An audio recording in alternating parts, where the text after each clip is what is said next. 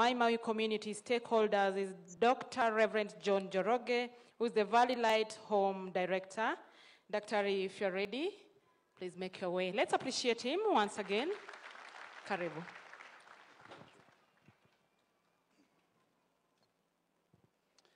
Your Excellency, our Deputy President, Honorable Rigathi Gachagua, Honorable Cabinet Secretaries, Honorable Governors, Honorable Members of Parliament and the County Assembly, members of the clergy, all distinguished guests, esteemed families and friends, all protocols observed. I stand here today on behalf of the people of this community of Maimahio that is now faced with the worst tragedy that those of us who grew up in this town have ever witnessed. We want to thank you, Your Excellency, and the entire government for your quick response, all the way from His Excellency, the President, to locally elected and non-elected government officials and law enforcement. As a community,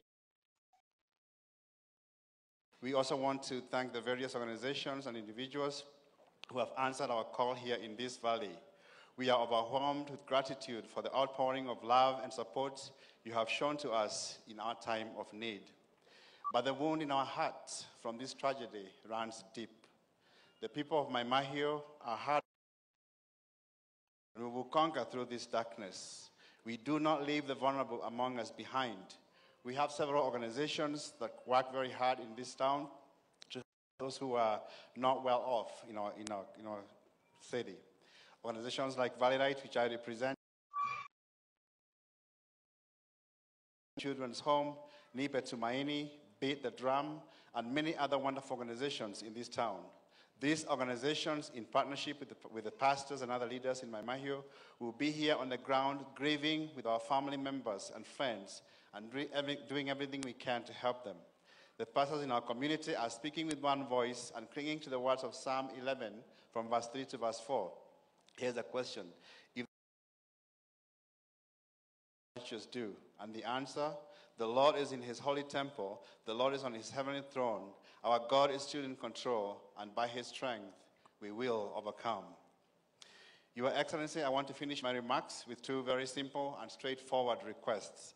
Here's how you and other leaders in our county can help us as we strive to rebuild our community. We beseech you not to forget about Maimahio once this memorial service is over. The work of healing and restoration has now just begun.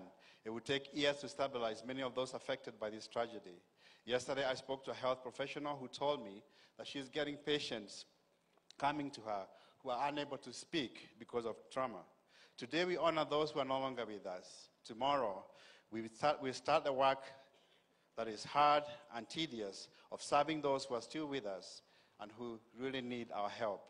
Secondly, Your Excellency, we want to beg you and our other leaders here to help us get the road between Maimahio and Kijabi repaired.